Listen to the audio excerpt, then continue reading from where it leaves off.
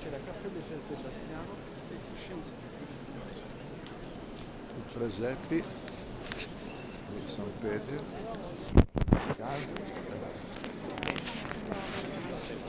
finito nel giro, dopo che ci fa l'indulgenza del giubileo, è scusa la messa all'altare della cattedra di San Pietro.